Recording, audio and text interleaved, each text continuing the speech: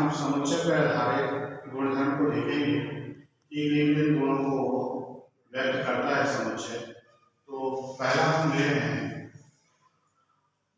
हमारे पास अगर ए एक समुच्चय है और ए डैश इसका पूरक समुच्चय है, उसका अगर हम सम निकालें, यूनियन निकालें, तो वो यूनिवर्सल सेट के बराबर होता है। तो इसको हम वेन डायग्राम से जब देखना चाहें तो यहाँ पे दिखाते हैं इसे कि ये हमारा एक सेट है, यू हमारा यूनिवर्सल सेट या समष्टि सेट है और ए डैश इसका ये वाला हिस्सा। तो यहाँ पे देखिए ये समुच्चय है और ये ए डैश है दूसरा समुच्चय। इन दोनों का अगर हम सम निकालते हैं, यूनियन निकालते हैं, तो ये क्या है, दोनों मिलके यू के बराबर हमको या यूनिवर्सल सेट के बराबर मिल जाता है। दूसरा देखिए ए का पूरक समुच्चय हम निकालें और उसका फिर से पूरक समुच्चय निकालें तो हमको ए ही प्राप्त होता है। यहाँ पे देखिए पहला आरेख में ये हमारा एक समुच्चय है ए और इसका पूरक समुच्चय इसके बाहर वाला हिस्सा है। इस वृत्त को छोड़ने के बाद इसके बाहर वाला हिस्सा ए डैश निकाला और ए डैश का अगर हम फिर से पूरक समुच्चय निकालेंगे तो हमको ये वाला पूरा हिस्सा फिर छूट जाएगा और ये वापस हमको मिल जाएगा। अर्थात इसको अगर हम देखें ए डैश का डैश निकाल रहे हैं तो इसका अर्थ होगा u माइनस ए डैश, जो वापस हमको यही प्राप्त होगा। इसी प्रकार से हम तीसरा गुण देखते हैं कि अगर यूनिवर्सल सेट या समष्टि समुच्चय है, इसका अगर हम पूरक निकालें तो हमको फाई मिलता है। इसी प्रकार से अगर हम फाई या रिक्त समुच्चय का पूरक निकालें तो हमको पूरा का पूरा समष्टि समुच्चय प्राप्त हो जाता है। यहाँ पे हमने केवल एक समुच्चय लिया है और उसके बारे में बात की है। इसी प्रकार से अगर हम और भी देखें इसके गुण को तो यहाँ पे हम देखते हैं कि अगर हमारे पास दो समुच्चय है, जैसे ए और बी दो समुच्चय है, इसका अगर हम सम निकालें, सम मतलब यूनियन निकालें और उसका कॉम्प्लीमेंट लें तो हमको मिलेगा A complement intersection B complement. अर्थात ए सन बी का पूरक समुच्चय जो होगा वो ए समुच्चय का पूरक और बी समुच्चय के पूरक के समनिष्ठ के बराबर होगा। इसी प्रकार से अगर हम ए समनिष्ठ बी पूरक निकालें तो ये हमको मिलेगा ए पूरक सन बी पूरक मिलेगा।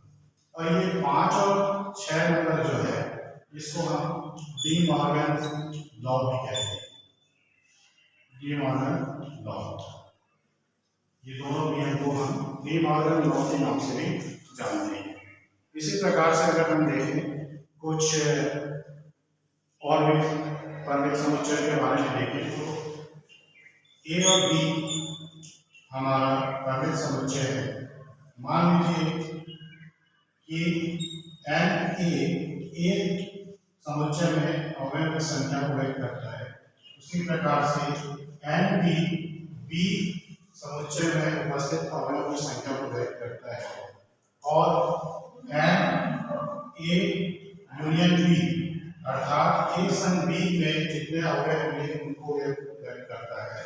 उसी प्रकार से ए इंटरसेक्शन बी इसके अवयव को जब व्यक्त करता है तो इनमें क्या संबंध होगा, इस संबंध को अगर हम देखें तो एन ए सन बी बराबर एन ए धन एन बी ऋण एन ए इंटरसेक्शन बी मिलता है।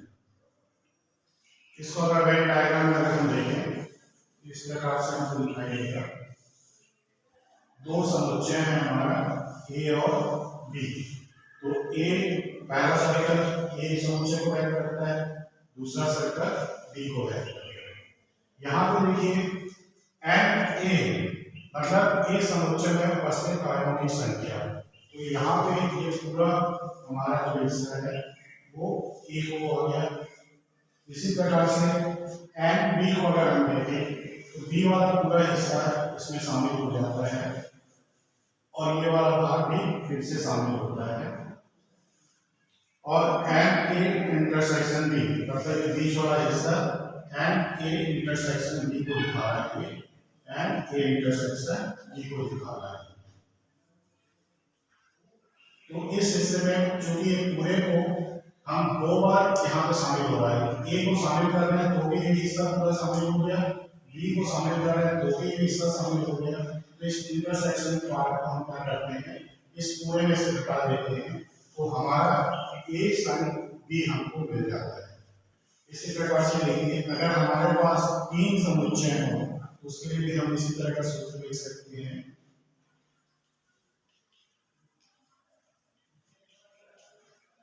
N B plus N C minus N A intersection B minus N A intersection C minus N B intersection C plus N A intersection B intersection C.